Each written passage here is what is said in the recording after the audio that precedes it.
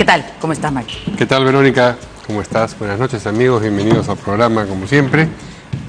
Buenas noches también a la congresista integrante de la Comisión Permanente, Rosa Baldi. Buenas noches, Mario, Verónica. Acaba de regresar usted de un viaje de trabajo. 12 días más o menos, me decía, fue de cámaras. Sí, aproximadamente 12 días, es que fueron dos viajes que coincidieron. Uno fue el informe oral que se tuvo que hacer ante la Comisión de Venecia por la consulta o por la opinión consultiva que le solicitó el Congreso de la República, y luego tuvimos la 141 Asamblea de la Unión Interparlamentaria, que es la reunión más grande de parlamentarios que existe en el mundo. Un evento bastante importante del cual hemos finalmente traído al Perú la posición de la Unión Interparlamentaria en la expresión de su preocupación por lo que ocurrió con la disolución del Parlamento peruano y el compromiso de seguimiento.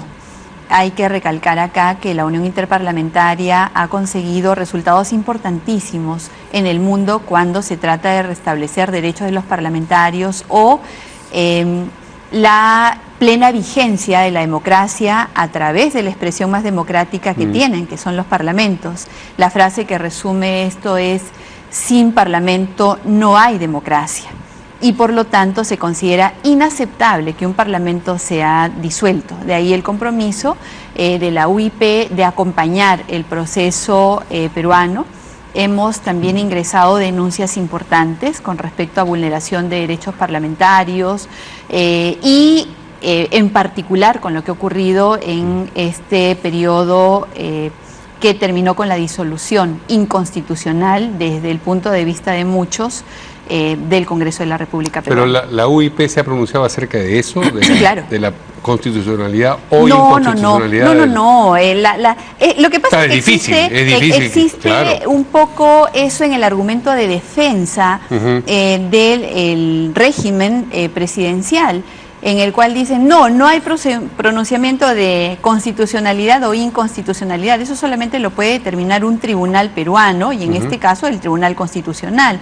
Así que la discusión debemos apartarla con respecto a de si alguien lo declaró o no en ese sentido. Hay la expresión de preocupación de la Unión Interparlamentaria y el compromiso de seguimiento.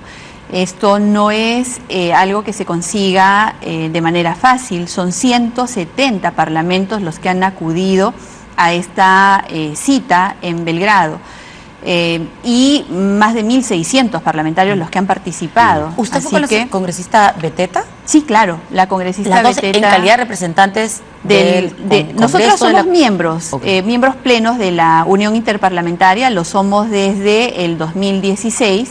Y estábamos convocadas, de hecho ya somos parte, el Estado peruano es parte de la Unión Interparlamentaria y participamos como miembros plenos con voz y voto. Entonces le preguntaba porque justo, digamos, a partir de la instalación de la Comisión Permanente, como es algo nuevo, algo atípico, digamos, nunca antes ocurrido, desde la instalación estamos tratando de ver cómo es que debe funcionar la Comisión Permanente. De hecho, se van a hacer algunas consultas, ¿no?, el tema de la Subcomisión de Acusaciones Constitucionales. Y, por ejemplo, por eso preguntaba cómo es que ustedes han viajado en calidad de representantes de la Comisión Permanente, del Estado peruano, han sido invitadas por ellos. ¿Cómo funcionan, por ejemplo, los gastos? Sí. Ahora que hay Comisión Permanente, ¿cómo? Es importantísima su pregunta, Verónica, porque precisamente hace ver que la Unión Interparlamentaria nos ha reconocido como miembros plenos del Parlamento, como parlamentarios. Tiene normas bastante rígidas para el reconocimiento. Solamente como un paréntesis acá, en la Asamblea Venezolana, por ejemplo, hay todo un conflicto de a quienes reconocen. Claro, por la constituyente. Exacto, de a quienes reconocen. Entonces, digamos que ese reconocimiento pleno de nosotras como representantes del Parlamento peruano, ergo, como parlamentarias, es el reconocimiento de la vigencia nuestra. Este es un organismo, repito, bastante rígido con respecto al respeto a las normas que garantizan la legitimidad de quienes asisten, porque además, como le digo, no es solamente asistir y participar, hay un deber de voto. Y nosotros hemos votado en esta asamblea, así que... O sea, pero ¿les invitaron o ha sido, digamos, pagado por el Congreso de la República? ¿Cómo funciona eso ahora? El Congreso tiene una membresía para poder participar de la Unión Interparlamentaria, como todos los demás parlamentos que participan. y es el Congreso el que acredita a sus representantes y es la OIP la que reconoce o no la legitimidad de cada uno de los que asistimos para tomar decisiones dentro de esta asamblea. Así que sí, la UIP nos ha reconocido como parlamentarios con todas las atribuciones que esto significa. O sea, sí se asignan, digamos, partidas, entonces, para la comisión permanente, para estos gastos, por ejemplo, de invitaciones que pueden recibir los parlamentarios en estos 4 meses, ¿o no? Sí, y es más importante aún en este contexto, en el que lo que se está defendiendo es precisamente el fuero parlamentario. Imagínese usted que un parlamento que no puede ejercer en la defensa de su propio fuero, estando cotizando a este tan importante foro, pues carecería de sentido. Esto funciona como funciona la Comisión de Venecia, en la cual el Estado peruano, a través de su Tribunal Constitucional, cotiza para formar parte de este tan importante ente consultivo en temas constitucionales. Y tienen 2 asientos también con voz y con voto, ¿no? O un asiento y un asiento accesitario. De la misma forma funcionan estos entes internacionales. Bueno, pero mientras usted ha estado de viaje aquí, en la Comisión Permanente y fuera de ella, también han seguido ocurriendo cosas que tienen que ver precisamente con esta discusión. Usted pertenece al sector del Parlamento que considera que este ha sido disuelto inconstitucionalmente y que en consecuencia se debe llevar adelante una resistencia y digamos, poner esto delante de la atención del Tribunal Constitucional. ¿Está usted satisfecha con la manera como esta discusión se ha venido llevando adelante desde el Congreso, desde la Comisión Permanente? Es natural que sea el presidente de la Comisión Permanente quien encabece esa disputa, ese debate, digamos. Yo le pregunto a usted si está satisfecha con esa forma como las cosas se han desarrollado. Mire, Mario, al presidente del Congreso, como presidente del Congreso, él es presidente de la Comisión Permanente, sí. Ahora que en este régimen de facto hay un interregno parlamentario. Le corresponde no solamente la titularidad de este poder del Estado, que en virtud de la Constitución no puede ser disuelto, es decir, el Congreso no puede ser disuelto, sigue funcionando a través de la Comisión Permanente, le corresponde, por lo tanto, interponer las acciones que como titular de este poder emprenda. Una de ellas, y que materializaba un acuerdo del Congreso de la República tomado tanto el 25 de julio del presente año como el que se tomó el día que sesionó la Comisión Permanente, ha interpuesto una demanda de competencia. Hay un conflicto que el Tribunal Constitucional debe finalmente zanjar en la forma de una resolución. Pero no ha sido solamente eso, ha habido la juramentación, la suspensión y juramentación que duró menos de 24 horas de la señora Arauz, la propuesta al día siguiente del señor Arachea de decirle al presidente Vizcarra: ya renuncie usted, renunciamos nosotros, renunciamos todos, que iba en sentido contrario de la suspensión y de lo que ustedes habían archivado días antes en la Comisión de Constitución, que era, digamos, el adelanto de elecciones por esa vía. Me refiero a todo este esfuerzo por llevar adelante un debate sobre la situación legal del Congreso. Empecemos porque ha usted puesto 3 escenarios o 3 situaciones que se han dado, 3 momentos que se han dado a lo largo de estas tan convulsionadas últimas semanas. El primero es el archivamiento del adelanto de elecciones. Y acá hay que ser completamente transparentes al momento de informar. Desde el día que el presidente de la República, el presidente de facto, hace el anuncio de la presentación de un proyecto de ley para recortar el mandato y adelantar elecciones y someter a consulta ciudadana la no reelección de él, empezó el debate y ese mismo día hubo un pronunciamiento en el Congreso de la República, es decir, el mismo 28 de julio, en el sentido de: oiga, señor, esto no es constitucional. Si usted quiere abdicar al rol que constitucionalmente le ha dado el Congreso de la República al suceder a Pedro Pablo Kuczynski en el rol de la presidencia, si quiere usted, ante el reconocimiento de su incapacidad para gobernar, irse, vámonos por la ruta constitucional. Renuncie usted, que renuncie la vicepresidenta, y antes de fiestas navideñas nos habremos ido todos. Es decir, ese discurso del señor Vizcarra en el sentido de reclamar: ahora sí quieren que nos vayamos todos, pero cuando les propuse el proyecto ustedes dijeron que no, es como siempre, o como es la costumbre del señor Vizcarra, falso. Ese mismo 28 de julio se le dijo, nos podemos ir todos, pero señor, por la ruta constitucional. No se tiene que pisotear la Constitución para que usted se vaya y nos vayamos todos. Dicho esto, el discurso del presidente Olaechea, al momento de decirle nos podemos ir todos, vámonos todos, iba en la misma línea que se propuso desde el día en el que el señor Vizcarra, insisto, vía referéndum, vía consulta ciudadana, quería recortar el mandato de los congresistas y, desde mi percepción, y espero que esto se debata alguna vez con mayor amplitud, quedarse él en una legitimación vía referéndum. Él quería poner a consulta si él se podía o no reelegir. Entonces, él buscaba eso con el referéndum. Esto tuvo su oportunidad de debate, que duró muchísimo, tanto en la comisión como en los medios de comunicación, y finalmente se archivó el día 28 de septiembre. Pero no tenía sentido postular una suspensión del presidente y luego decirle que no está suspendido y que en consecuencia puede renunciar y que renunciaría a la vicepresidenta. O sea, da la impresión que no sabían cómo reaccionar, claro, ¿no? Se notaba. Es un poco errática la forma de conducir. Primero pidieron una cosa, después la otra, no sabían qué hacer. Entonces, superada la explicación, creo yo, de este primer escenario en el cual hubo un discurso único y homogéneo a lo largo del tiempo en el cual vámonos todos, jamás se salió de la línea. Lo que pasa es que con la vorágine de eventos nos olvidamos a veces de cuáles han sido las situaciones que se han ido sucediendo. Cuando ocurre la disolución inconstitucional y cuando al señor Vizcarra, a pesar de que el Congreso votó sí, a él se le ocurrió interpretar que el Congreso había dicho no, entonces el Congreso tiene que tomar decisiones. No es tanto de que las decisiones hayan sido erráticas o que uno no haya tenido la reacción más adecuada. Pasa, Verónica, que uno no está preparado, nadie está preparado para que el presidente de la República vulnere la Constitución de la forma en la que lo hizo. Pero lo adelantó un día antes. Verónica, el presidente se pasaba amenazando con que va a cerrar el Congreso a lo largo de varios meses. No creyeron que iba a hacerlo. Yo creo que lo que no creímos era de que él iba a ser capaz de transgredir el orden constitucional de la forma en la que lo ha hecho, sin acuerdo de Consejo de Ministros, sin refrendo ministerial, con un gabinete inexistente al momento de anunciar por televisión la disolución del Congreso.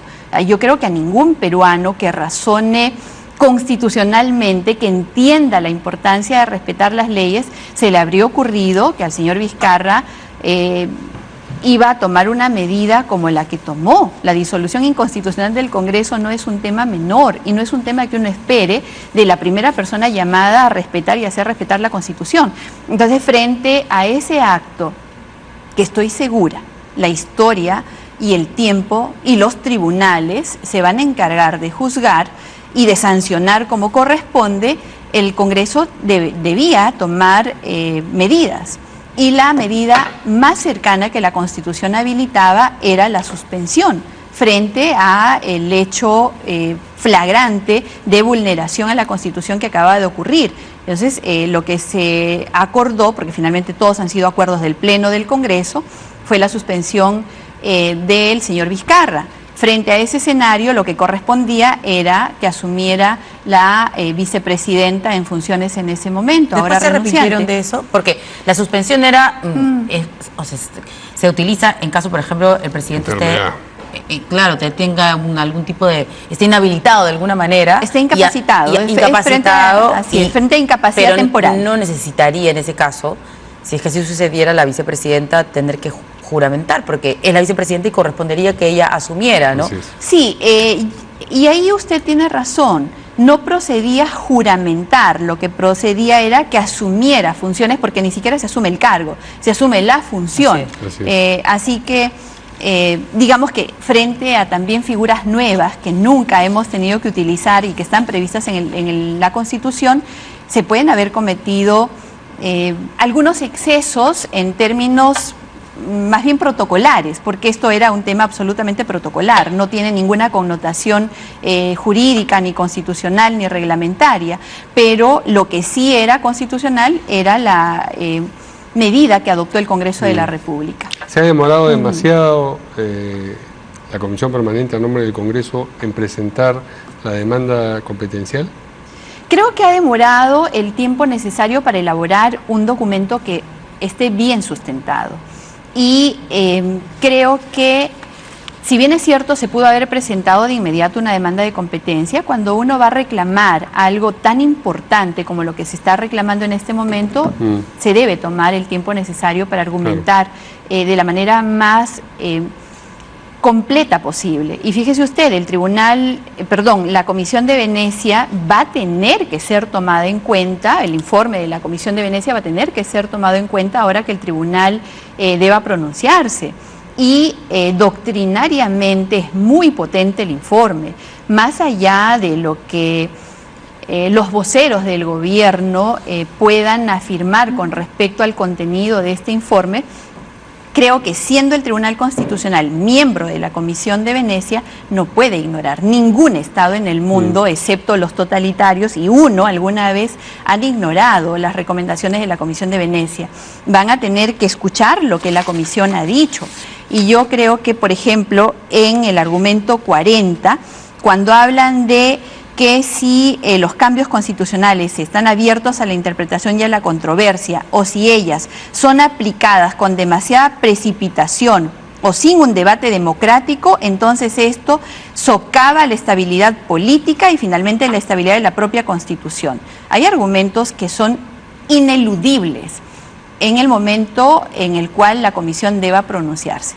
Creo que la independencia de poderes que reclaman que se mantenga, creo que el peligro de enlazar cuestión de confianza, reforma constitucional bajo amenaza de disolución como socavadores de la democracia tienen necesariamente que ser tomados en cuenta. Pero la base del presidente para disolver el Congreso no fue un cambio constitucional, sino una modificación de la ley orgánica del Tribunal Constitucional.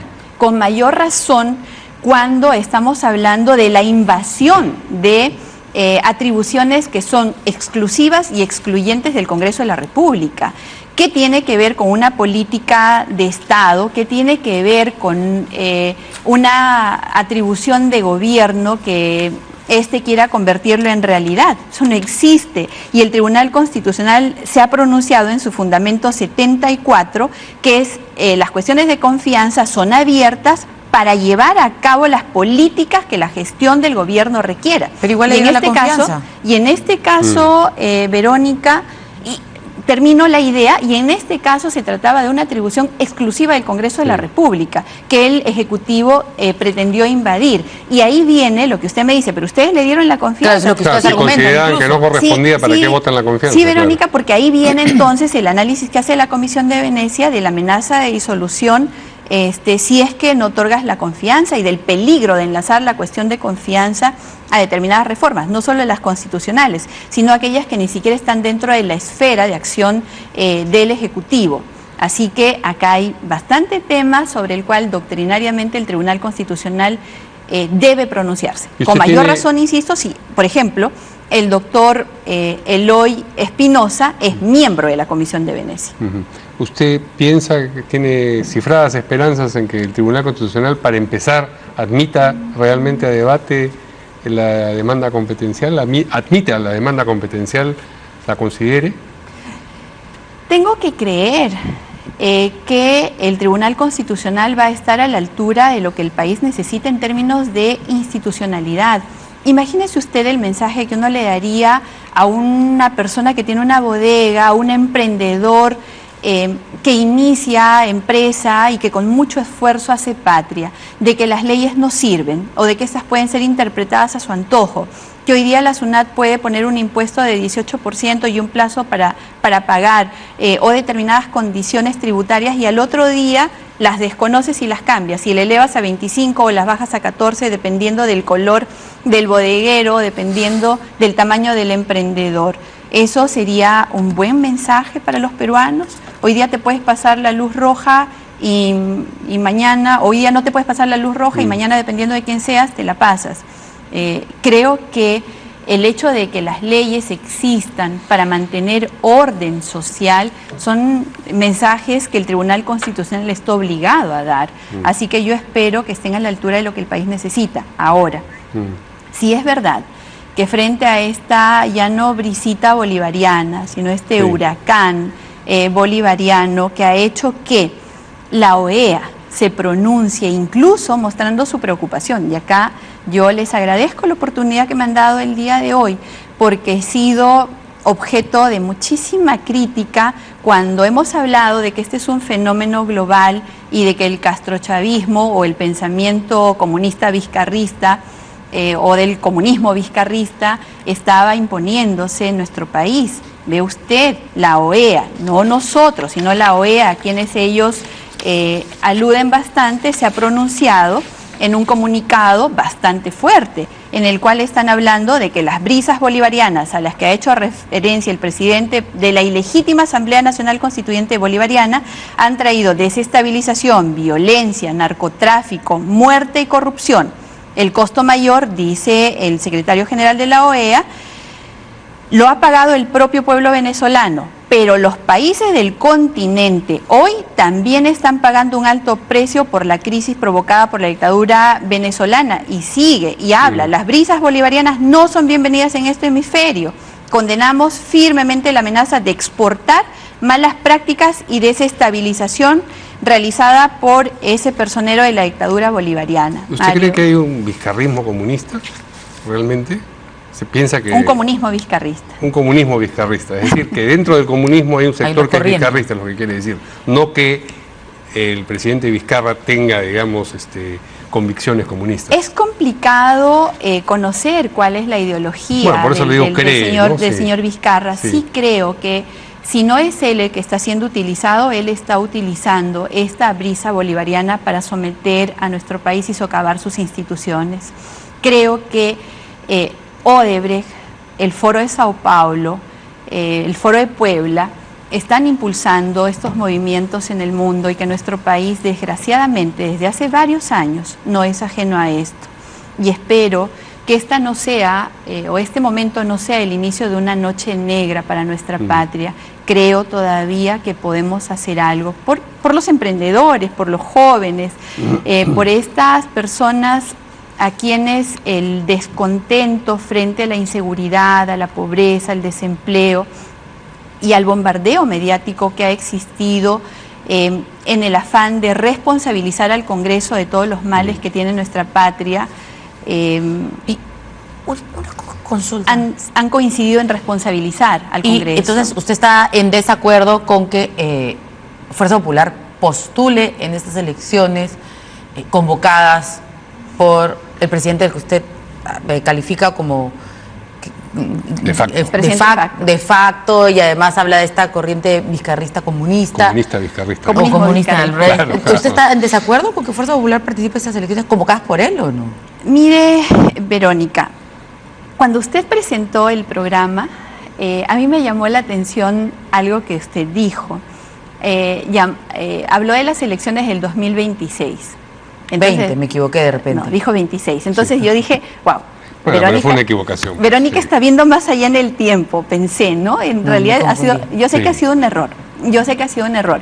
Sin embargo, ya el señor Vicente Ceballos, el que ordena ahora qué deben hacer los entes autónomos, incluso el Jurado Nacional de Elecciones, él ya dio la orden. Él ya dijo, no van a poder ni el 2020 ni el 2021, hablando de los congresistas de este Parlamento ilegalmente e inconstitucionalmente disuelto. Así que si él ya le ordenó al jurado, lo que le queda al jurado ahora es cumplir la orden. No porque hay un mandamás ahora, hay un mandamás en nuestra patria. Okay, pero eso respecto a los congresistas, los congresistas disueltos. Pero primero la posibilidad de ir o dejar de ir de Fuerza Popular en términos generales. Si estamos frente a escenarios como este, en el cual no solamente sea la orden de quiénes van y quiénes no y cuándo van, sino que además se han dejado de lado todas sus reformas, sino que además tenemos voto electrónico que en este momento tiene un proceso judicial para que puedan realizarse las auditorías que garanticen la legitimidad de un voto en esas circunstancias, que se garantice por lo menos que no va a haber trazabilidad con respecto a quién votó. Uno podría válidamente decir no validemos algo como esto. Sin embargo, Verónica, la experiencia internacional en casos como los que han ocurrido con nosotros, el más cercano es Venezuela. O sea, dejas de participar y espacio que no cubres es espacio que es cubierto. Y pienso que en tiempos de alta peligrosidad para el sistema democrático se deben tratar de ocupar, aún en circunstancias difíciles, todos los espacios y con la posibilidad de que Sin embargo, yo creo que todavía quedan unos días para hacer una reflexión mucho más profunda con respecto a participar. Entiendo que la dirigencia de Fuerza Popular y sus dirigentes regionales han votado ya y han tomado una decisión, pero creo que para la decisión final aún quedan algunos días. Y sobre la posibilidad de que postule algunos de los congresistas de Fuerza Popular que fueron elegidos en el 16 y disueltos, porque solamente habrá un pronunciamiento del Jurado Nacional de Elecciones en la medida que uno de ellos esté en la lista y obliga a decir, no, usted sí puede ir, usted no puede ir. No es una pregunta que van a hacer. Lo cual es absurdo porque, si bien es cierto, el Jurado Nacional de Elecciones tiene funciones jurisdiccionales,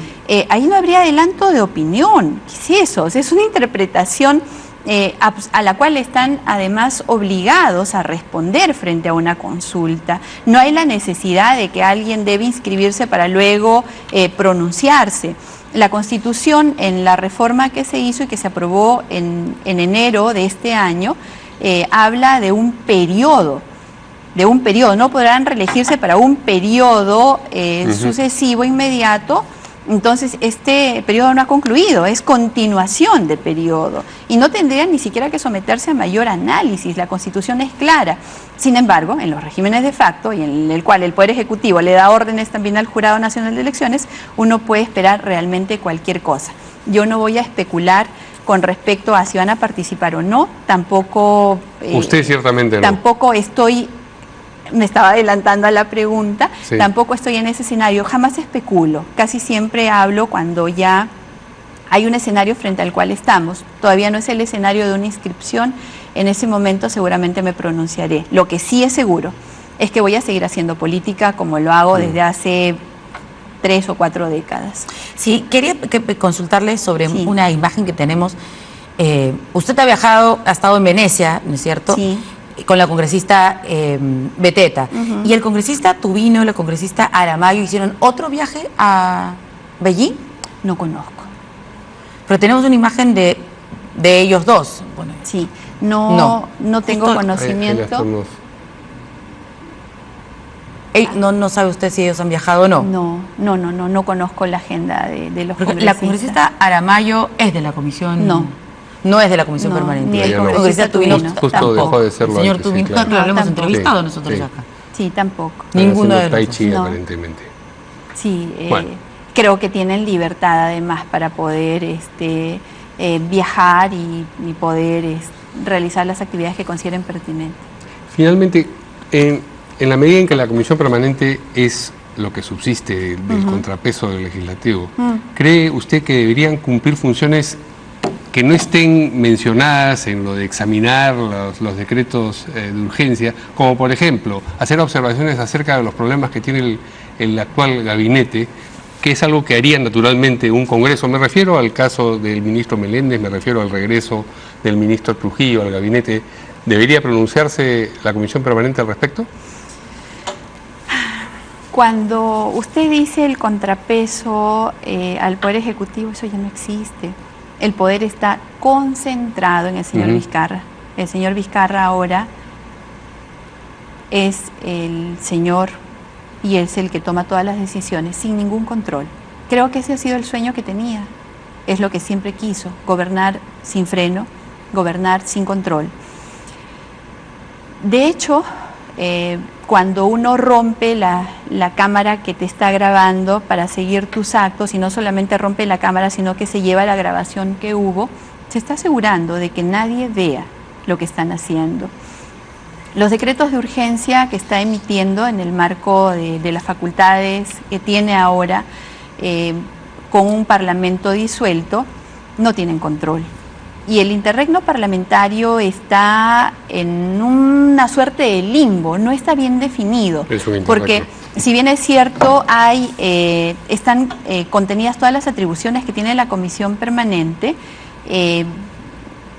Lo que correspondería ahora es que se analicen los decretos de urgencia, se elaboren dictámenes y estos sean alcanzados al Congreso, que va a iniciar funciones después que haya terminado.